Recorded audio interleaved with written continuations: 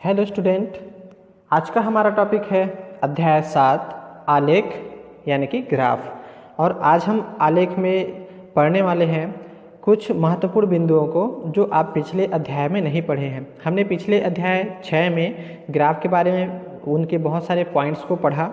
अब हम यहाँ पर देखेंगे कि ग्राफ के और क्या उपयोग होते हैं। तो ये आपका जो आलेख दिया गया है इसको हम गणित में बेहतर जानकारियों के लिए उसके समझ और विश्लेषण के लिए निरूपित किया जाता है, यानी कि कई माध्यमों से इसका प्रयोग किया जाता है।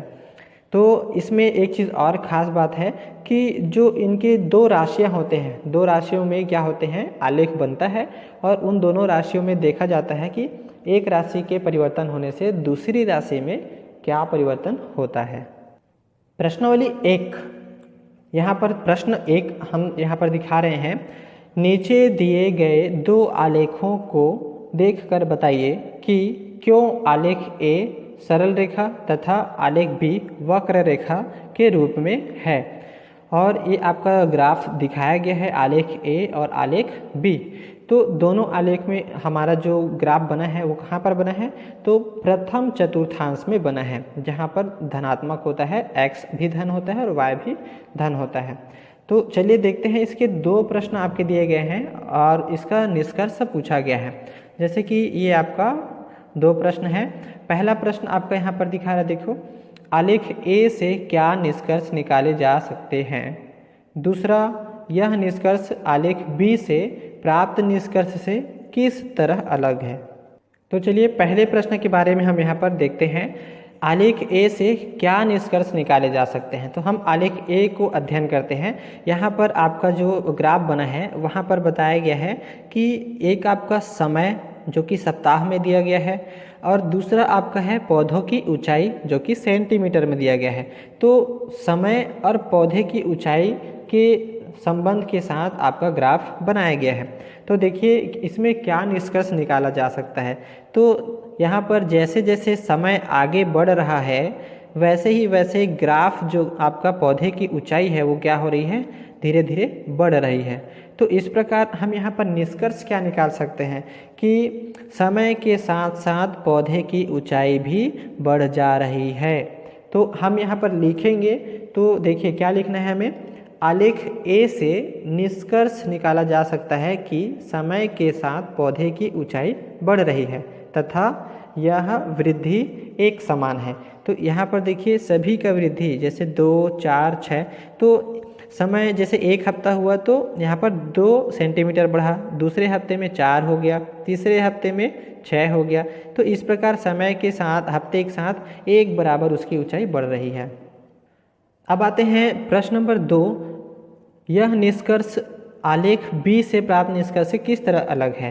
तो देखिए आपका जो आलेख बी है यहाँ पर आपको क्या बताया गया है, एक समय और यहाँ पर चली गई दूरी के बीच आपको ग्राफ दिया गया है। अब यहाँ पर हमें समझना है कि जो समय है 1 घंटे में है, 1 घंटा, 2, 3, 4, 5 घंटा, और इधर आपका दिया गया है दूरी जो कि मील में है, 1 मील, 2 मील, 3, 4, 5। तो अब यहाँ पर देखकर समझ में आ रहा है कि समय जो है 1 घंटा होने पर वो चली गई दूरी कितनी है, तो 2 मील दूरी है। उसी तरह जैसे ही समय 2 घंटा हुआ, चली गई दूरी जो है कितना हो गया, 3 हो गया। उसी तरह 3 घंटे में वो 4 हो गया। फिर चौथे घंटे में देखिए वो 4 ही है, वो बढ़ नहीं सका। तो यहाँ पर क्या हो गया, तो यहाँ पर आपका देखिए उसमें कोई भी परिवर्तन नहीं आया, मतलब वो चला ही नहीं गया है दूरी। इसलिए हम यहाँ पर बता सकते हैं कि ये जो है क्या है, आपका सीधी रेखा में नहीं गई है क्योंकि ये वक्राकार हो गया।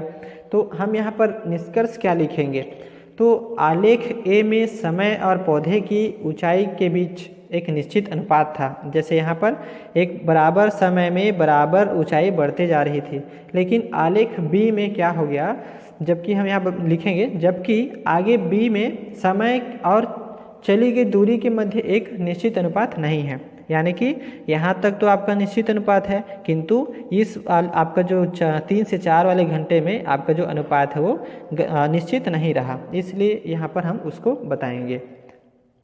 प्रश्न नंबर 3, मूलधन ₹300 पर 5% वार्षिक ब्याज की दर से 1, 2, 3, 4 व 5 वर्ष के लिए साधारण ब्याज निम्न सारणी में प्रदर्शित है। तो ये आपका समय दिया गया है और साधारण ब्याज आपके सारणी में उपलब्ध है। अब हमें यहाँ पर बोला गया है समय और साधारण ब्याज के मध्य आलेख खींचिए। तो यहाँ पर हम देखते हैं कैसे आलेख खींचा जाता है। तो यह हमारा दिया गया टेबल है और यहाँ पर हम देखते हैं और इस टेबल के लिए ये आपका ग्राफ दिया गया है। तो अब हम यहाँ पर देखते हैं साधारण ब्याज आपका, चूँकि समय और साधारण ब्याज पे ग्राफ बनाने हैं तो समय हमने नीचे लिया है और साधारण ब्याज ऊपर में लिया है। अब यहाँ पर हम इसमें नंबरिंग करेंगे। समय हमारा क्या है, तो 0 से लेकर 5 तक का है, तो हम यहाँ लेंगे, चूँकि ये आपका मूल बिंदु जो है 0 होता है। और इसके बाद यहाँ पर हो जाएगा 1, फिर आएंगे 2, फिर 3, फिर 4, फिर 5 और फिर 6। तो हमें 5 तक की आवश्यकता है और ये आपका x अक्ष है, ये y अक्ष है। अब हम यहाँ पर देखते हैं साधारण ब्याज के लिए जो हमें दिया गया है 0, 15, 30, 45, 60 और 75, यानी कि 15-15 का अंतर है। तो हम यहाँ पर ले लेंगे 0 से, ये आपका हो जाएगा 15, फिर आपका हो जाएगा 30, फिर हो जाएंगे 45 और फिर यहाँ पर हो जाएंगे 60 और फिर 75। तो इस प्रकार से हमने ग्राफ में संख्याओं को अंकित कर लिया है। अब हमें एक ग्राफ बनाने हैं, तो x अक्ष और y अक्ष, इसके अनुदिश साधारण ब्याज और समय के बीच हमने ग्राफ खींच रहे हैं। तो चलिए देखते हैं। सबसे पहले हम x का देखेंगे, तो ये समय यानी कि x है, इसे हम x लिख सकते हैं और साधारण ब्याज को हम y का मान लिख सकते हैं। अब x का 0, तो ये x का 0 है और y का 0 है, तो ये y का भी 0 है, इसलिए हम ये पूरा इस बिंदु को गोला कर लेंगे। अब चलते हैं दूसरा बिंदु x का 1, तो ये आएंगे x वाले में 1 तक और उसके बाद फिर साधारण ब्याज यानी कि 15, तो हम चलेंगे साधारण ब्याज में 15 तक। तो ये 1 के बाद ये 15 में हम चलेंगे इस तरह से, तो ये आपका 15 आपका यहाँ पर पहुँच रहा है, इसलिए यहाँ पर हम क्या करेंगे, गोला कर लेंगे। इसी तरह दूसरा हमारा जो है यहाँ पर 2, x का 2 और फिर y का 30, तो ये आपका कहाँ पर पहुँच गया, तो ये आपका 30 में चला गया। इसी तरह हम देखेंगे 3, x का 3 और y का हमारा क्या है 45, तो ये आपका 45 में 3, तो यहाँ पर आ गया। फिर आते हैं 4 और 60, तो 4 और 60 यहाँ पर आ गया, वैसे ही 5 और 75 यहाँ पर पहुँच गया। इस प्रकार ये हमारा क्या हो गया, एक रेखा प्राप्त हो रहा है। जब हम इसे मिलाएंगे तो ये हमारा क्या है, सभी बिंदुओं को इस तरह मिलाएंगे और मिलाने से हमें यहाँ पर एक रेखा प्राप्त हो रही है। आरेख एक सरल रेखा प्राप्त होता है जिससे ज्ञात होता है कि समय और साधारण ब्याज में एक निश्चित अनुपात है।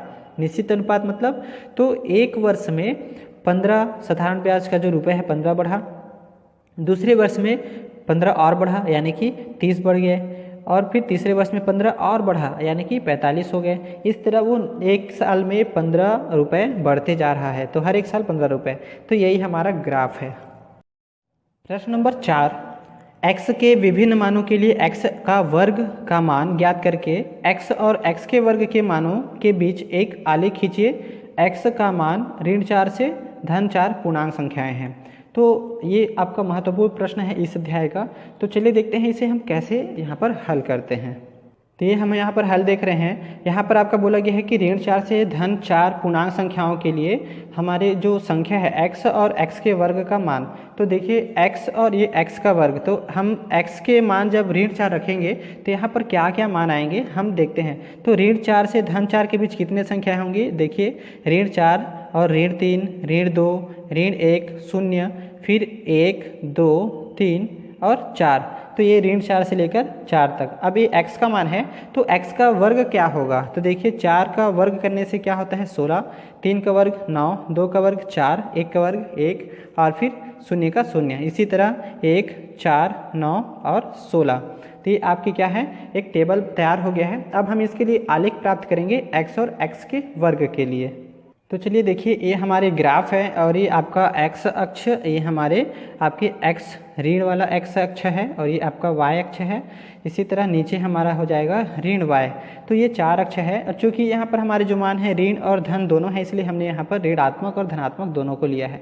अब देखिए ये आपका x अक्ष के मान है और ये आपके x के वर्ग का मान है, जिसे हम लोग y के स्थान पर रखे हैं।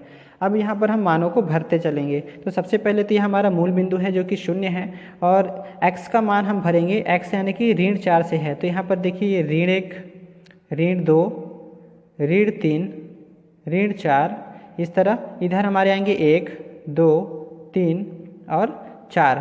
तो ये आपके सारे संख्याएं हैं। अब x के वर्ग के लिए हम देख रहे हैं यहाँ पर, तो 1, 4, 9, 16 इस तरह से हम यहाँ पर रख सकते हैं। तो ये हमारा 1, ये हो जाएंगे 4, ये हो जाएंगे 9 और फिर यहाँ पर हो जाएगा 16। तो चलिए मानों को भरते हैं। तो सबसे पहला x का मान ऋण 4 के लिए हमारा देखते हैं।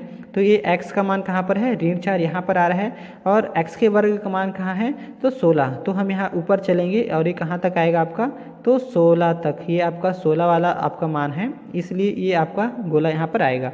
इसी तरह ऋण 3 x का है, तो ये आपका ऋण 3 और ये आपका 9, तो ये आपका यहाँ पर पहुँच जाएगा। इसी तरह हमारा ऋण 2 का 4, तो 4 के साथ यहाँ पर आ गया ऋण 2, और फिर ऋण 1 और 1, तो ये आपका ऋण 1 और 1 आपका यहाँ पर प्राप्त हो रहा है। फिर आते हैं 0, तो यहाँ पर आपका 0। इसी तरह यहाँ भी क्रमशः बढ़ते जा रहा है, 1 और 1 यानी कि धनात्मक है, इस धन साइड में। फिर आते हैं 2 और 4, 2 और 4 ये, और 3 और 9 आपका इस तरह आपके क्रमशः मिल गए।